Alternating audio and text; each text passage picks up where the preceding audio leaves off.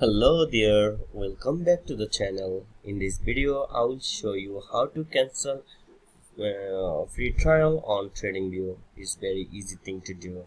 For this, first go to tradingview.com and log into your account.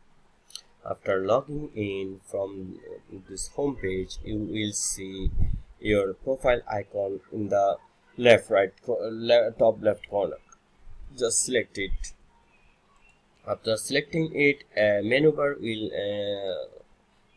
comes up, and from here select your username from here. Then it will appear a few options here. Now tap on account and billing from here. Then from here, from this section, scroll down a little bit. Then here you will see your plan here. Now you can upgrade or downgrade this trial, or you can cancel this trial. Just to cancel this, just select cancel trial and it will be cancelled, and that's it.